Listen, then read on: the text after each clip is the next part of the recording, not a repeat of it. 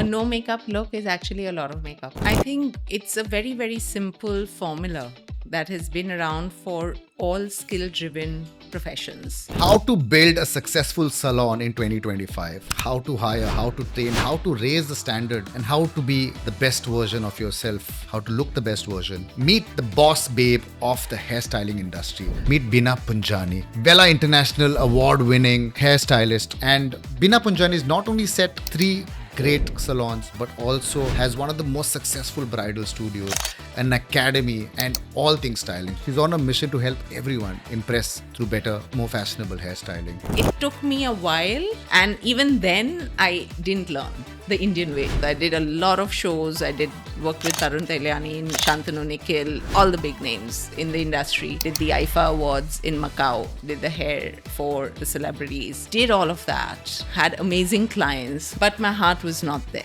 Welcome to our podcast, How To with Floyd, Bina Punjani. And today you're going to tell us all things how to create a crazy, a fast growing, successful salon business, services business. You're going to tell us how to motivate, how to build a team, how to look at business ideas, all things how to in our podcast today. So welcome to our podcast, How To with Floyd. Thank you for having me. It's a pleasure. I think it's going back to doing your doll's hair, right? If there's someone you enjoy, it's a very tactile feel. Hair is something that's such a big part of you. It's part of your body. It's part of who you are. And I'm a proud hairdresser. I've been a hairdresser for the last 22 years.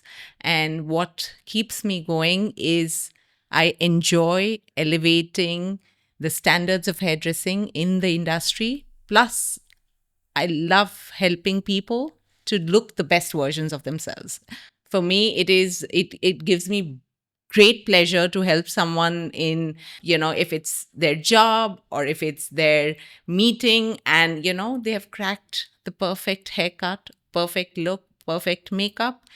And it's like the best thing that can be rewarding from a customer or a friend or a client. So yeah, it's just great fun. You spoke about raising the standards. Raising the standards is all about creating a brand that impresses. How do we raise the standard and how do we create a brand in today's ever dynamic, fast growing, fashion forward world? I think it's a very, very simple formula that has been around for all skill driven professions, which is education and experience. The 2 E's are very important. Before you start your own business or you want to grow very fast, you do need to have the experience and you do need to have the vision and the expertise that comes over a period of time. There are 2 kinds of salon businesses, if I put it simply. One is where you are the hairdresser and you are basically in charge of making sure your team performs well for the customers. And the second type of salons, which is what you mentioned, is I want to grow fast, I want to grow this, is all investment driven salons. That is not to say that which one is better than the other, but investment salons are particularly driven by the top line, bottom line, how fast we can grow, in how many cities we can be. It is not focusing on the hairdresser, right? The hairdresser is replaceable. If I talk about myself, and I'm not talking about other individual salons, our salon has a very strong policy of making sure that each and every hairdresser has to work in the same system as I would work. So the education is the cornerstone for a brand. And depending on which way you want to go in the salon industry, that's the route you choose. I believe that if you want to be an individual driven salon, then you have to be a hairdresser. Okay. You cannot just run it as a business.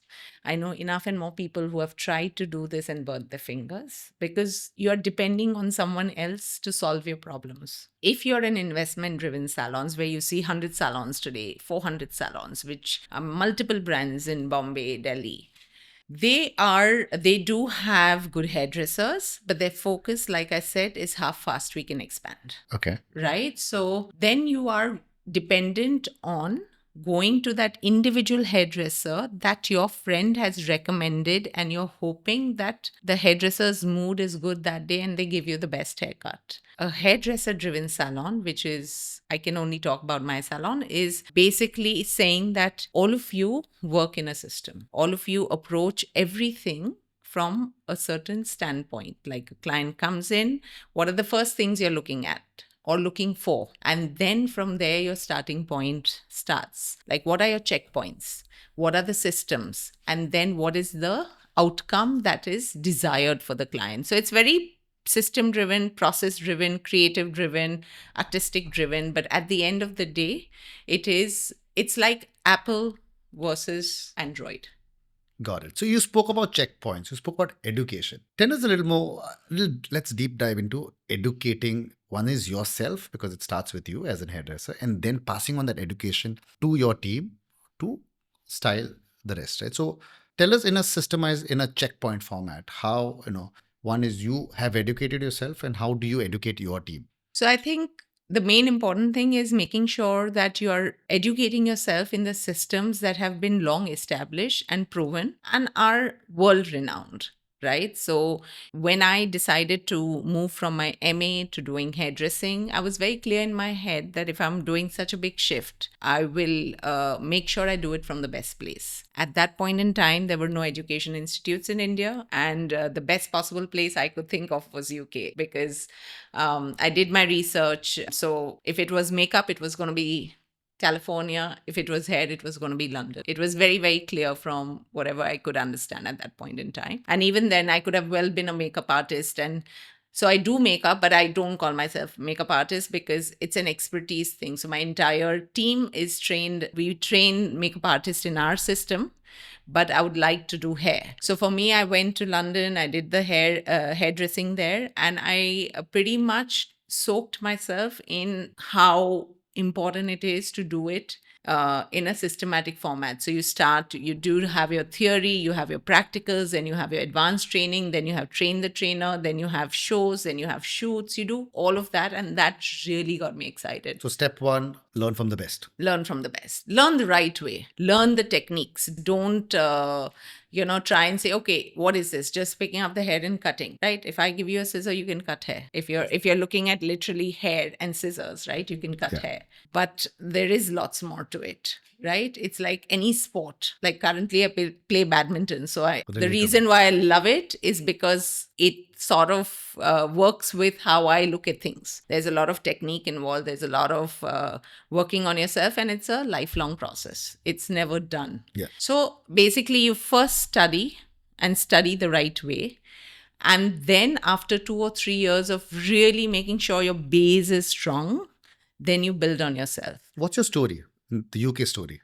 Tell us a little more. So yeah, I mean, UK was, like I said, I picked up, I wanted, if I want to do hairdressing, I'm going to do it from the best place. What's the best? I studied at Tony & Guy, UK, heart of central London, and we had the best brands that time, fashion brands that were on Bond Street. Can you name a few for us? Like, you would have a Topshop, you would have, individual designer brands. So, the whole environment and the ecosystem was electrifying. I mean, it was so inspiring, so, vision focused, if you are interested in that space, right? And for me, I ended up loving it, right? So, and I would even at 11 o'clock in the night, I would be happy to mop and sweep if I was being part of a creative outcome. So for example, we had a journey where you'd become a hairdresser in the company, then you would do an art meeting, which is more training in the evening. And then they would be preparing for shows, but they would only allow a very few select people. So when I was starting off,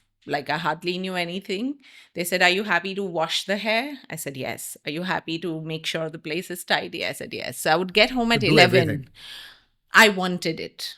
It was, I mean, like I said, you're in London, you don't want to waste time. It was, I don't know what it was, but it just sort of, it's the most creative space at that point in time. It was not just creative, it was hardcore. It was, you had to learn the skills very specifically in a very specific way. It was unforgiving to stylists who would do time pass. Okay. Let me put it that. You wouldn't stand. So when you start your career in a very, very strong system, You set a tone for it, and you survive in it only if you believe in it. So that's what I've believed in right from the beginning. And I think that's what it is now as well. So, listeners, the two E's that Bina spoke about, education, experience. What she did first was she went to the UK, learned from the best, Tony and Guy. 5 years in the UK, I was for 5 years in 5 years the in UK. the UK, educating herself, getting the experience. I'll add another E to that. Soaking yourself with the right environment. Right? Getting in the right environment is absolutely important to get the right learning, the right experience.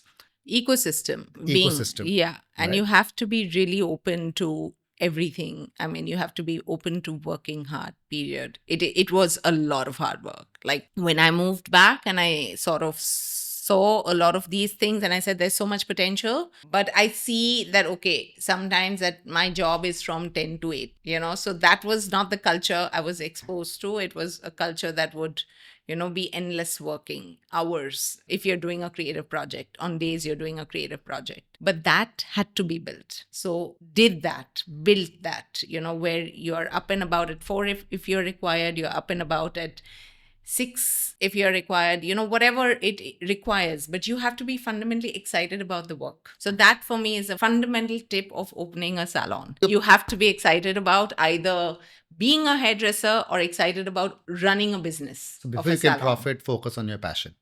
Yes. Right? So from passion to profit. What you also did is just diving a little deeper is the hustle, right? I'll do anything. So I'll learn not just hairstyling, but I'll do it the hard way. I'll learn if I was needed to clean, sweep the floor, I would do that, right? And if you look at your journey, you were actually one of the few selected from 400 stylists in the UK for a breakthrough award. Yeah. Right. So all of this hard work led to a lot of accolades, awards. Even I think in Dubai, you won the Vela International Award for styling. Yeah. Right. So now you've won all of these awards. You've learned from the best. You got the experience. Step 2, come to India, completely different market. Yeah. Right. Which is price sensitive. Right. I think in 2011 wouldn't even have been fashion oriented or fashion forward. Yeah. Right. So how do we now take that education experience and build the same vision and build a business as a personal brand, because your brand was always your name, right? So how do we now take that and create a business here in India? What were the learnings and how should someone do that? And if you were to start again, how would you do it? I'm just going to take a step back. So once London was done, the most important learning was Dubai for me. Okay, you moved to Dubai Yeah, after that. I had a horrible boss there. But now Horrible in the bosses give you the best learnings, right? yeah, exactly. So that's pretty much, I mean, it was the most miserable year of my life, but that year made me the strongest. It let me, take shit, not get, worn down by what someone is saying. So that's a different conversation, like how resilient you are to these things. I wasn't resilient there. For me, it was all like creative stuff and creating good looks, but being resilient as a part of doing a job or doing business is extremely important. If you're not resilient, if you're not mentally and I'm not mentally strong, I had to learn to be mentally strong, right? So as an individual, I'm easy, I'll do my work with a lot of dedication and good intent. But, it's not always going to be like that. So Dubai was a great learning experience for me because that applies in business, right? You have a very, very tough boss. You have racial discrimination. So you fight through those things. You say that, okay, I'm not going to, bow down to this. I will fight this. So did that, managed to, survive and get out. And then I moved to Delhi for 3 years before I came to Goa. So Delhi was where I headed a team of many hairdressers to educate them because I was one of the leading hairdressers. Am leading hairdressers even now, but then it was like, oh, she's come from London, she's so cool, la la la la la, so I honestly got pampered in Delhi a lot. So I did a lot of shows. I worked with Tarun Telyani, Shantanu Nikhil, all the big names in the industry. Did the IFA Awards in Macau, did the hair for the celebrities. did all of that, had amazing clients who were, you know, loaded, The who's who. the who's who, but my heart was not there. And the reason was that I couldn't create an ecosystem that was systematic. Everyone was working their own way. And, So why do you was need to be so strict? And why do you need work to be done in this way? And, so I think it's very important for most people to understand that discipline in any profession or any sort of, work that you especially the do. creative field, right? Yeah, or like discipline in anything, right? For example, your podcast. If you don't say that I'm going to do this once a month and I'm going to do 2 in that day or 3 in that day or whatever it is, if you don't discipline, it can easily wear off, right? In our case, it was very hardcore discipline the first 6 years, which were my foundation years in London. So that discipline started, taking an ugly turn In India. in India. That discipline, that ability to get up and turn up for your job. If you are at a training session, I would be there before the students would be there. The students would walk in, then they say, "Acha, hum chai pi ke aaye. Please, chai pina hai, abhi to neend bhi nahi khuli." So I was like, it took me a while. And even then, I didn't learn the Indian way. Okay. Right? So it was very much like my way or highway kind of a So- situation, because it was hurtful. Because for me, hair was everything. And for me, it was like, okay, it's something you have to do properly. And when I don't see that kind of an ecosystem and response, it was almost painful. So it sort of, would have those backlashes from hairdressers. So then eventually I did suggest to the person I was working with then that, you need to have an academy. You can't keep opening salons. It was a 14-year-old brand. They already had 14 salons then, Without an academy. without a training philosopher, a philosophy, a training center, a way of doing things. Wow. It's So- like, acha, either say, this hairdresser is working here, this hairdresser, I'm going to pay you 10,000 more. Main isko sabko, I'm going to pick them up and put them in my salon and my work is done. So you spoke about a way of doing things. You spoke about a standard. Yeah. Right? We're going to move into how to do that. How you move from being bossed around to being boss babe. Right? So before we move to that question, if you like what you're hearing, please do not forget to give it a subscribe, give it a like. Your love means the most to us. We are in the business of helping owner-driven businesses take their business to the next level. And advice from entrepreneurs like Beena is a great recipe for you to take your business to the next level. So coming back, what is your standard? How to you move from being bossed around to being the boss babe and starting your own salon? What was the first thing you did? What are the steps that you took to build your brand? And this could be as simple as ensuring coffee is served to everyone. Yep. So I have been very lucky to be surrounded by people who would always, expose you to the good things that make people feel nice. Like, for example, a cup of coffee, right? A good cup of Arabica black coffee would really, do wonders. So, little things like that. But it didn't start there, right? It started more like, for me, starting a place. So first, when we moved to Goa, it was a very simple idea that Pralay can work from anywhere. Pralay is my partner. He is the CEO of the company. I'm the artistic director for the company. So fundamentally, he was supposed to do his work out of a really nice Goan bungalow, and I was going to work one chair, one mirror kind of a situation. That was the plan. Okay. And then back in 2011, when we, just were faffing around on the bike for 3 months, loved it, but I've always been a city girl. Grew up in Bombay, worked in London, then in Dubai, and then Delhi. Goa. And I was like, okay, Delhi, Goa. So it was a very new experience for me, how to not do anything, right? So it took me some while to be chill and relax. And so on one of those walks, I was like, I don't think this one chair, one mirror thing, Not for you. it's not for me. Not for me, because the distances in Goa were huge. I mean, in 2011, it was like Porvorim was like nothing, and everything else were villages, right? So getting to know people that you exist and you can do your craft was a huge challenge because there was no social media that time. Yeah. 2011, there was You're no doing a great job with Instagram. social media. Thank you.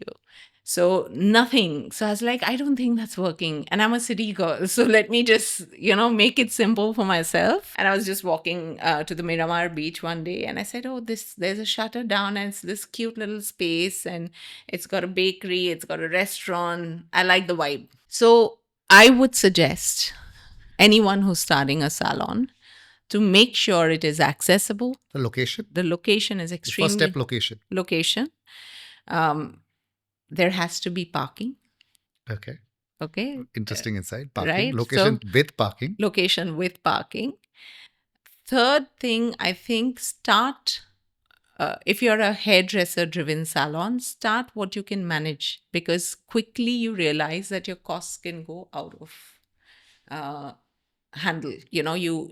When you do a salon, it is the rent you pay, the products you buy, the inventory you keep, the electricity, the water, the staff. These are all costs Costs. from Fixed day cost. one, right? So it's like fixed costs, variable costs are huge. I mean, it's like, something is breaking, you have to replace it. You can't, work. So ek bar I've put an AC, but if the AC breaks down, I cannot have my client experience discomfort because I don't want to replace it. I have to. So there's fixed costs, variable costs, ongoing maintenance costs.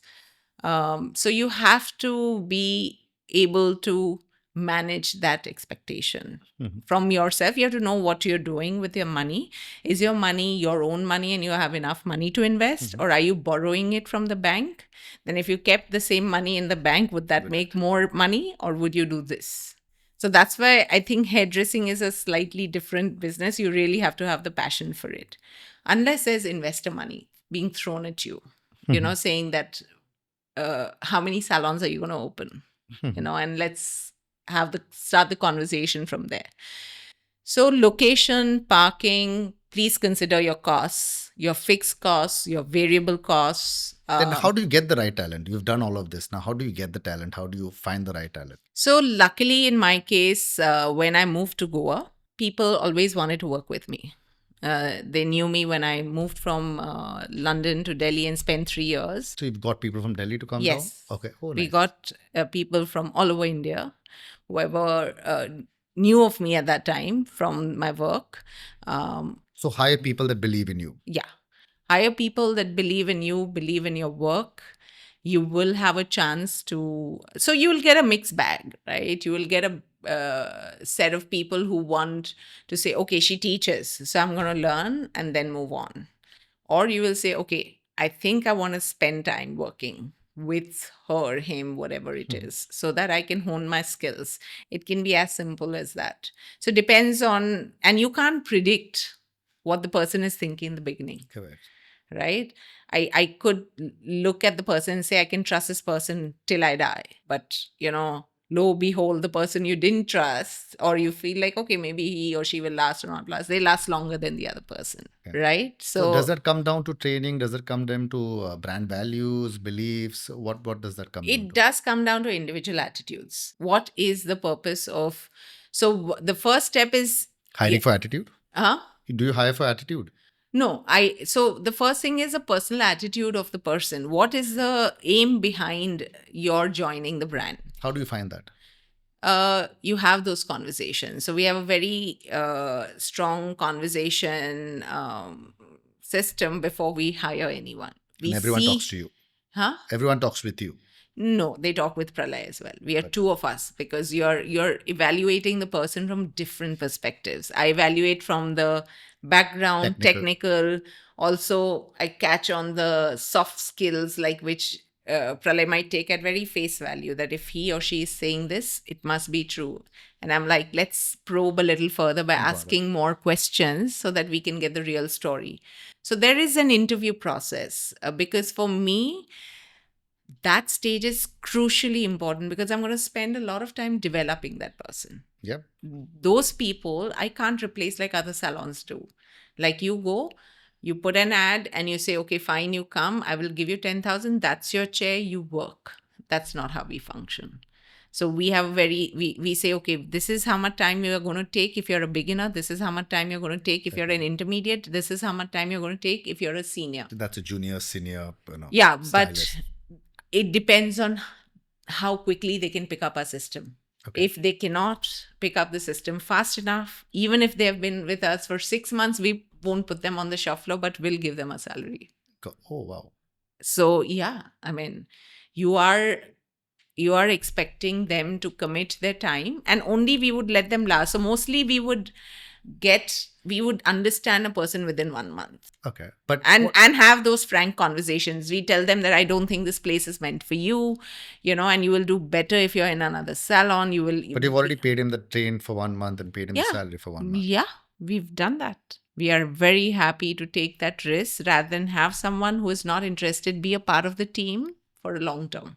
So are you, when you hire, what's your philosophy? I know that person will leave me in a year or two. I know that, if I train him right, he'll stay with me for the. So exactly. What's your philosophy? My philosophy is I'm hiring this person hoping he stays with me forever. And I will build from that. So besides adding value to a customer, if you move to your customer, what is it that you do to, from a culture point of view for your team? Like a few tips and tricks besides the academy, right? So what are your learning tips? How do you help build people, right? They say build the people so the people can build you. Yes. So what is it that you do? So to we build have people? we have a training program. For example, when you go, you will see someone who's just come in to the last 2 days from Nashik.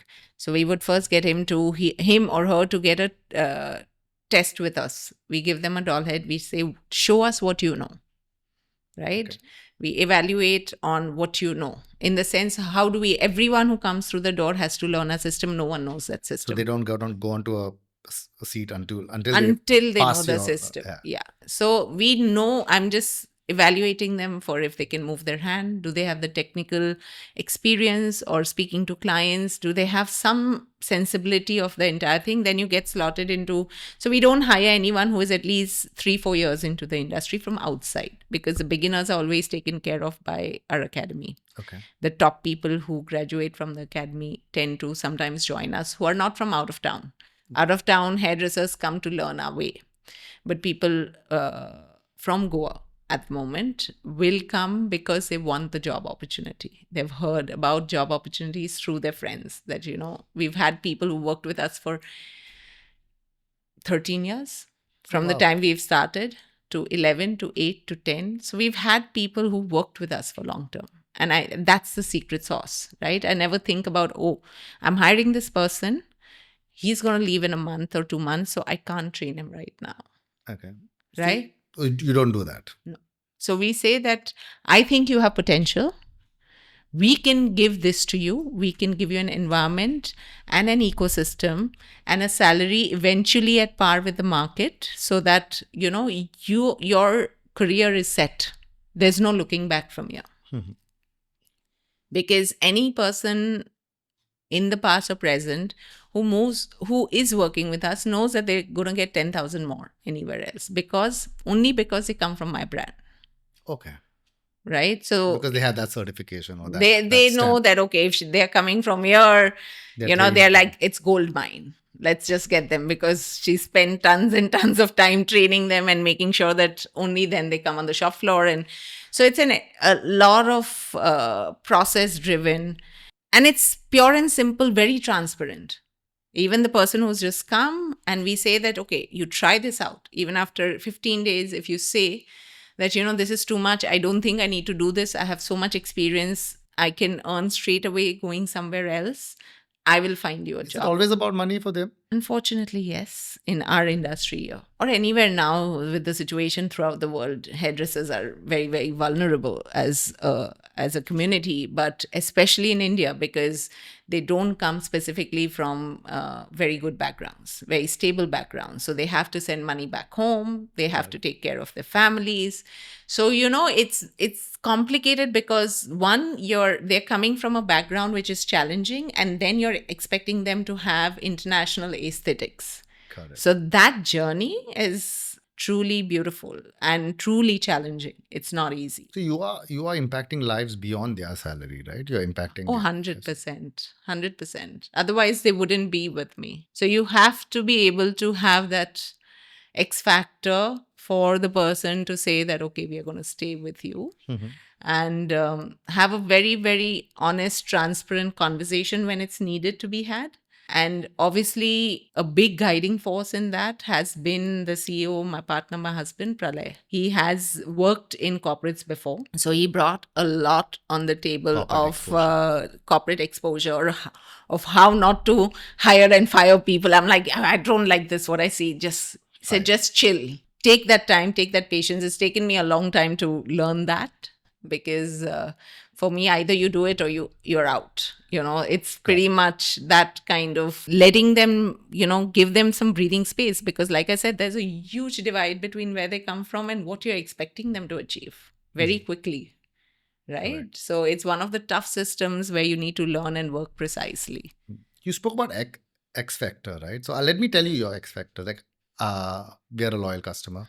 Like the Starbucks model, right? They say Starbucks is all about personalizing, right? You go there, people will call out your name. You literally walk into your salon and people know your name, people know your haircut, people, will greet you by your first name. And it's so nice, right? These are the small things that matter, right? Calling people by their name, knowing exactly what haircut they have. So you literally have to sit there and it's done. You don't have to remind them, right? And I think that's something that your salon really brings in. And as you said, your team is excellent, right? Everyone's smiling, everyone's talking. There's great music. I think you'll have your own radio, right? Yes. There's always great Yes. music, great coffee, and I think this is all structured. So because if you go to any salon of yours, it's the same, right? So these standardizations is absolutely important. So many times we might probably rush to, if we don't get an appointment, because sometimes it's very hard to get an appointment with you all, we might go to a local salon. But there you have someone on your phone just chatting.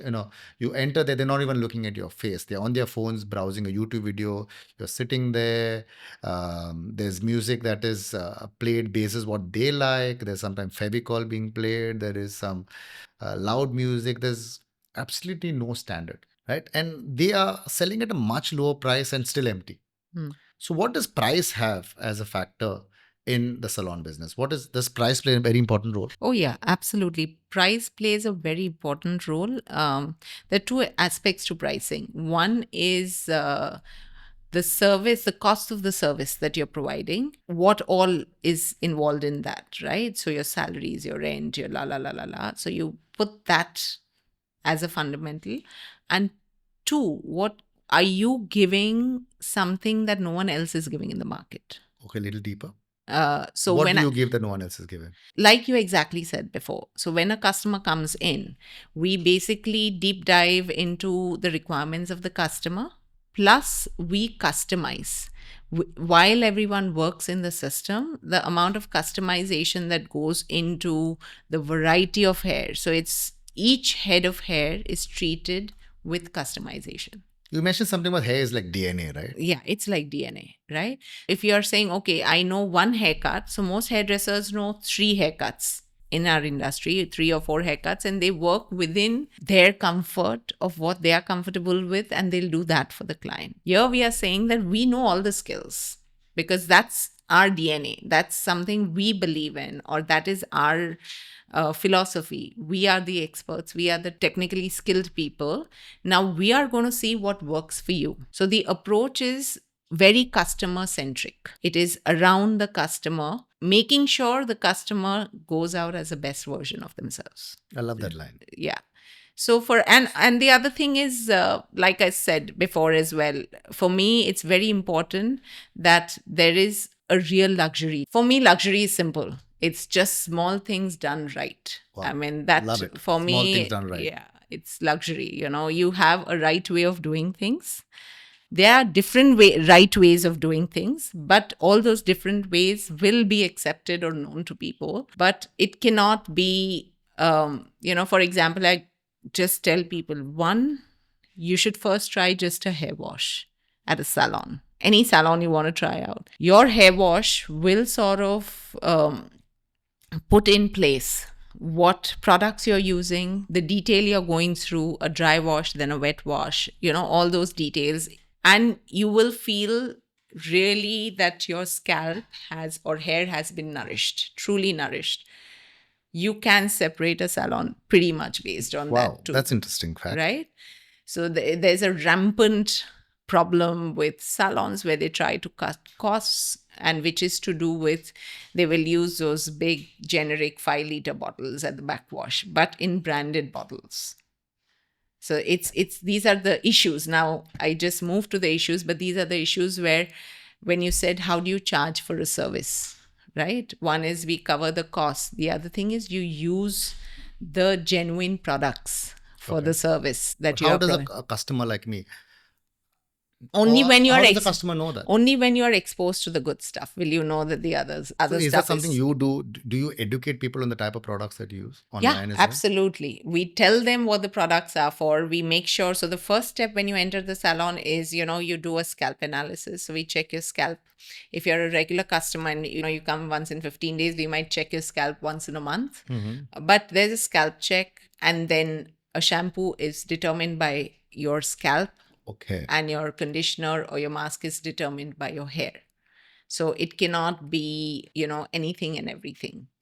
So a lot of times that knowledge is not required because the bottles behind in a lot of salons are generic shampoo conditioners. Okay. Interesting. Like shampoo is a cleaning product. You can pretty much put any cleaning shampoo. product in the product bottle and a generic conditioner and use it, right? For us, if you're saying that, okay, I'm giving you a Nashi, a L'Oreal, or Schwarzkopf, or Vela, or whatever it is. But That you would normally push the products that you've probably taken a partnership with, right? No, I normally use products. I don't push products. One, I would use products only that I'm convinced So by. you would firstly partner with products that you are convinced So by. normally people in the industry want to partner with us. It's the other way around.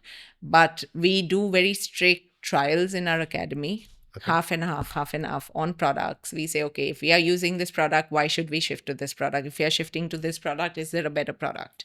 So there's a lot of back end that goes into products before you see them on the shelf. No product comes on the shelf without it purely performing. It might not work in a few cases for certain kind of scalp or hair, but overall, that is a product for that scalp, that is a product for that hair, and so on and so forth. I mean, we don't say that, okay, and which I think as a businesswoman, again, this is my requirement, and I don't think it might be the smartest move, but you can always partner with one company and make more profits. But for me, I need to have access to good premium products of all companies that are available and provide the best to the customer. Interesting. So a quick fire. What are your 5 favorite products? One eyeliner, one shampoo, one conditioner. Your favorite products for. So I love Dior for eyeliner, mascara, all of that. Shampoo, conditioner. When I do want to really clean, like a scrub in my hair, I love the Nashi. It's a great product. It is hydrating, but it gives a very clean finish.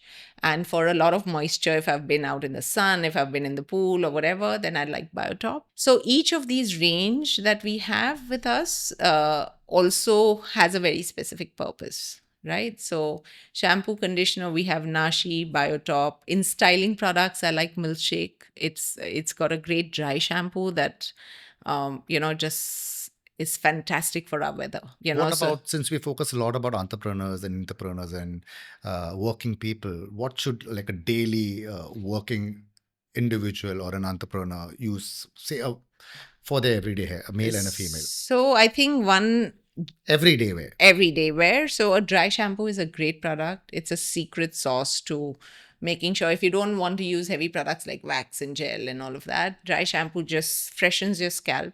And there is a brush by a company called Denman. It's got a 9-row and a 7-row brush that really creates the air that your roots need. So it's a great setting brush, styling brush. So these are my 2 favorite everyday go-to products for working men or women. Oh, both. Okay. Both. So for me, hair is, you could have long hair, right?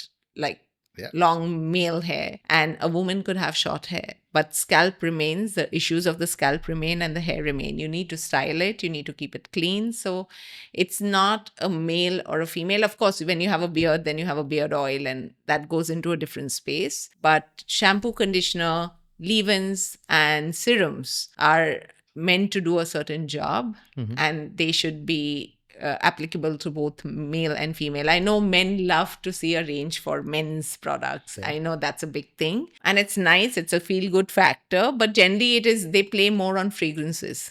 Like males like a certain kind of fragrance, and females like a certain kind of fragrance, but the outcome has to be pretty similar. That's a masterclass in what do you use every day.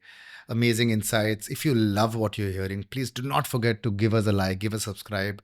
All of this insight, if you don't have the time to listen to it and you are an action taker, you are an action hero, will be in a playbook that you can download from the website, link in the bio. Coming back to the no makeup trend, right? We're moving a lot of influencers, everyone's talking about the no makeup trend of real beauty.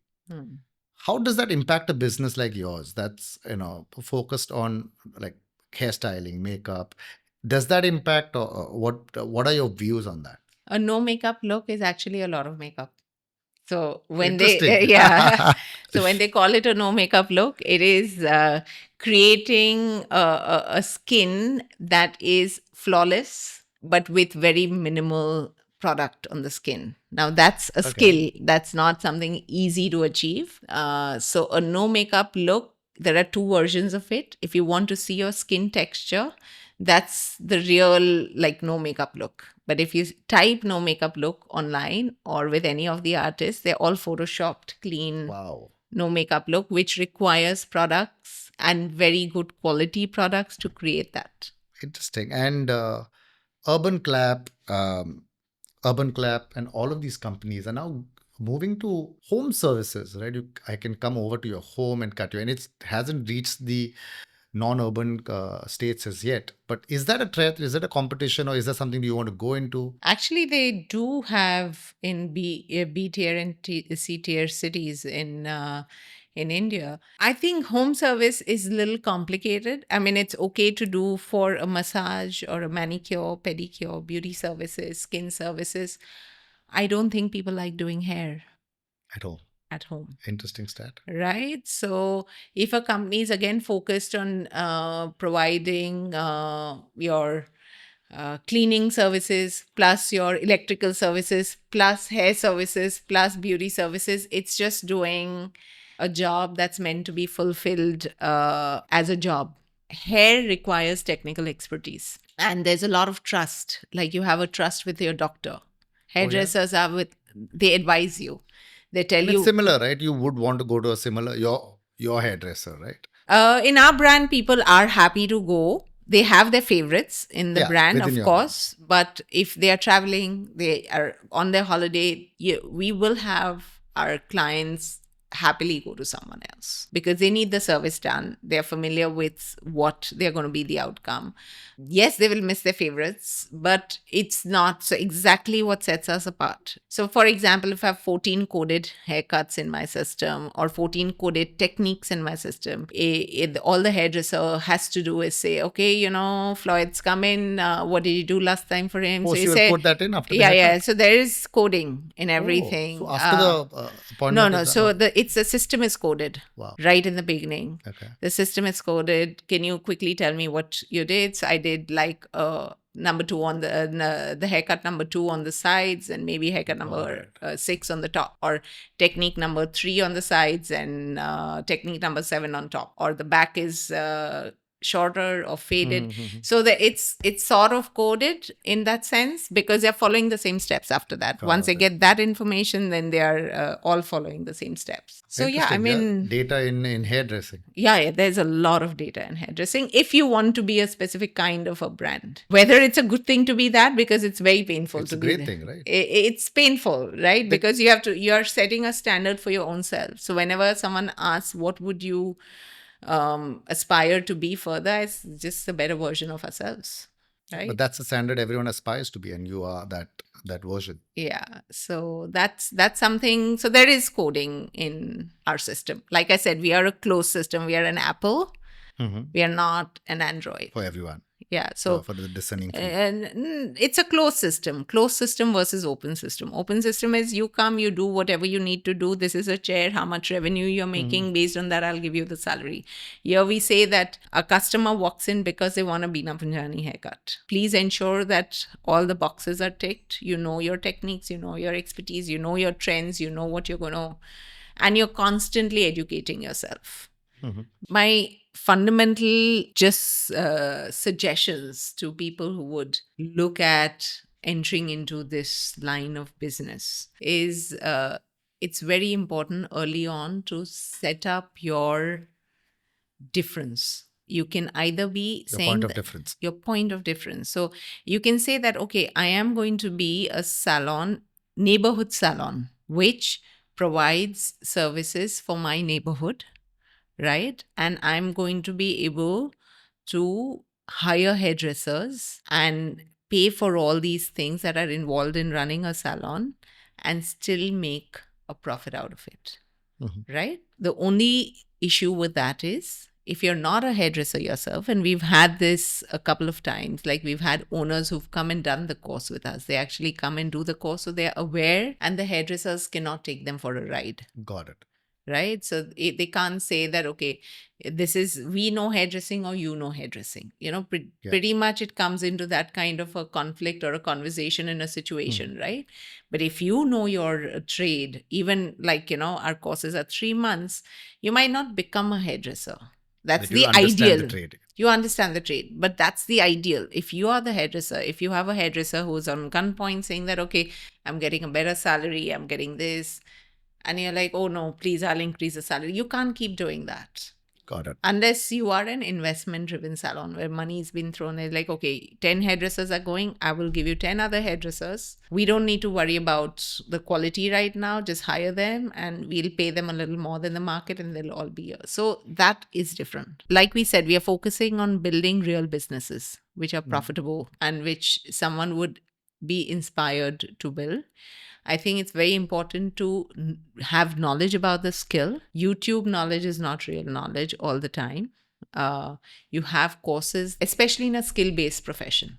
Suppose if you're doing a writing course, doing it in person in a college in a course versus just doing it online is a little different. I feel your accountability as well, right? starting steps have to be at the right place with the right people.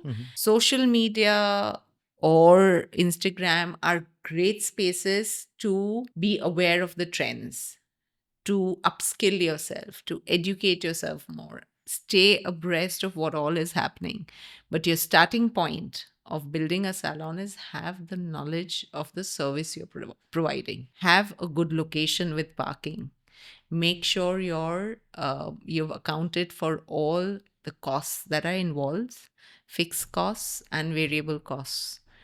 Make sure that you also have a tie-up with a company that's happy to support you in the beginning, who can give you some amount of time to pay for your bills, right? Especially products are very expensive. Build trust with your customers by providing top-end quality. It doesn't have to be that, you know, okay, fine. The client has come in. मुझे कुछ तो करना है client पे because it's that pays my bill. But do what is the right thing for the client. Right? And that comes from knowledge. So this would be my top 5 tips. There are many more that I can go to. You spoke about learning from Instagram, learning from YouTube. Our podcast was actually created for the exact same reason. Everyone tells you what to do. No one tells you how to do it. Bina today has spoken exactly a framework on how to do it, right? How to build a business, how to educate, how to create an experience, how to grow your business. You spoke about Instagram as well. So coming back to that, our last question to you is how, in a real world, right? When you're dealing with real people, real challenges, real hair, and in an Instagrammable world where everyone wants to look good, how do you leverage a medium like Instagram and how do you balance the real world versus the Instagram world? So for us, especially, Instagram started way back when Instagram was not a big phenomena. It was, for me, it was like an album of photos. If someone asked me, Acha, what do you do, Baba? Just go and check this out because I can't repeat myself to every client. So it started in That a was very, a catalog. Instagram was a basically, catalog. Instagram was a catalog. It didn't start with the purpose of, okay, we are going to become Viral reels. viral reels, right? It was like, okay, if someone says kya kar rahe ho, karenge. And I'm not saying that viral reels are bad or anything. It was that But that was wasn't not the goal. Yeah, that was not the intent of being on Instagram. So yeah, I think it's very important in today's day and age to be socially active on online platforms because it showcases your work. If the customer has to choose, it's not just recommendation of someone else, but you are recommending yourself, right? You're saying, okay, this is a client, do great before afters. Please just don't do back of the heads and just flowy hair, which, doesn't say much. Show the transformation stories. Show the real stories. Don't put up model pictures. Don't put up AI pictures. So for me, those things build a real connection. And especially with the algorithm today, even Instagram knows that they wanted to make money out of it before that was not the purpose and the aim. Now it is. So how much ever you try, you're going to not be that important after a while because Instagram will make sure that you're not that important after a while. Right? So whatever you do it with a purpose and do it with the right intent because it has to help your business. Yeah. So one most important thing is every decision you take has to be a decision for the betterment of the business. You might not like it. Or you might say that, okay, I'm learning that. I'm not saying I'm an expert on that. I learned that as well. You have to break down your ability to say that, okay, we can do more with this. It sometimes takes you away from your core belief, but that is important when the business is already at a certain stage. You need to, not be so fixed in the way things had started or the way things are, but you can always evaluate, try, and if it doesn't work, you come back to your core beliefs. Interesting. Right. So I think some great nuggets of information on how to build a successful business, how to build a successful services business, start a salon. How do you start? Where do you start? How do you learn? What do you do? All things how to by Bina Punjani. Such a pleasure having you on our show today. If you love what you're hearing, please share the gift of this knowledge with your friends, with your family, with your associates. Give us a like, drop us a subscribe. And my name is Floyd Tavares, co-founder of Branding Consulting, a brand strategy firm. And we are in the business of helping owner-driven businesses take their business to the next level. And thank you, Bina, for helping so many people out there today take their business to the next level. Thank you. It's my pleasure. Thank you for having me.